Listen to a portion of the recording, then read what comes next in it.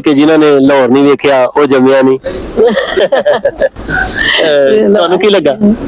ਅਸੀਂ ਵੇਖ ਲਿੱਤਾ ਬੜਾ। ਵਿਸਾਖੀ ਦੀਆਂ ਤਕਰੀਬਾਤ ਪਾਕਿਸਤਾਨ ਦੇ ਵਿੱਚ ਜਾਰੀ ਹੈ। ਚੜ੍ਹਦੇ ਪੰਜਾਬ ਤੋਂ ਦੁਨੀਆ ਭਰ ਤੋਂ ਬਹੁਤ ਸਾਰੀਆਂ ਸਿੱਖ ਸੰਗਤਾਂ ਜਿਹੜੀਆਂ ਪਾਕਿਸਤਾਨ ਪਹੁੰਚ ਚੁੱਕੀਆਂ। ਸਾਡੇ ਨਾਲ ਇੱਕ ਫੈਮਿਲੀ ਮੌਜੂਦ ਆ, ਉਹਨਾਂ ਨੂੰ ਪੁੱਛਦੇ ਹਾਂ ਕਿ ਉਹਨਾਂ ਨੂੰ ਪਾਕਿਸਤਾਨ ਆ ਕੇ ਕਿਹਦਾ ਲੱਗ ਗਿਆ।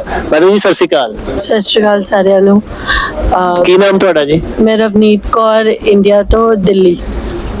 पाकिस्तान आके कैसा महसूस हो रहा है जी? बहुत चंगा लग रहा है। पहली दफा आना होया जी? हाँ जी, पहली दफा। अज तुहानू कितने दिन हो गए पाकिस्तान आए? 10 दिन हो चुके। 10 दिन पाकिस्तान गुजरे, किहो जिहा महसूस होया? बहुत चंगा लग रहा है। बड़े ही अच्छे लोग हैं, बड़े ही प्यार मोहब्बत नाल गलबात करते हैं। और पाकिस्तान गवर्नमेंट दी सिक्योरिटी इतनी अच्छी है, इतनी अच्छी है, इतने प्यार नाल गल करते हैं। और पूरी हमारी सिक्योरिटी इतनी स्ट्रिक्ट है कि हमारे लिए सब कुछ प्रोवाइडेड है सिक्योरिटी वाइज। बहुत किहड़े-किहड़े गुरुद्वारे दा दर्शन कीता जी?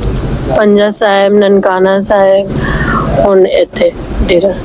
2 3 4 शहर तुसी विजिट कीते, लोकां नूं भी मिलदे रहे। पाकिस्तानी जिहड़ी आम जनता किहो जी लगी तुहानूं? बहुत ही चंगी लगी, बहुत ही चंगी लगी।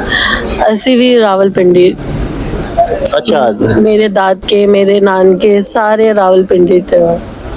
मेरे सौरे भी रावलपिंडी थे।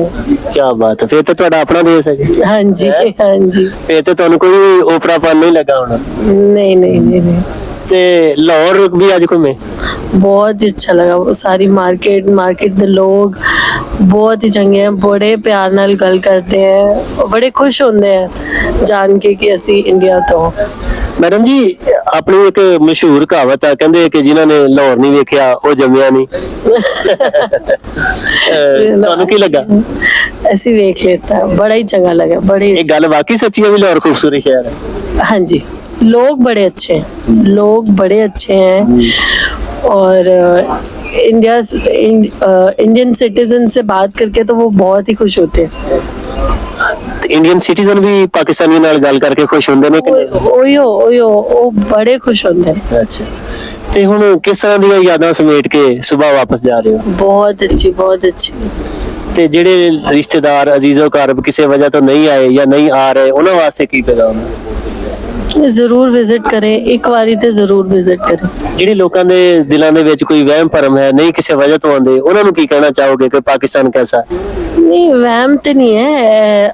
साडे गुरु नानक बाबा जी दी धरती है, सारियां ने आना है एक एक बारी। डिपेंड करता है टाइम उत्ते।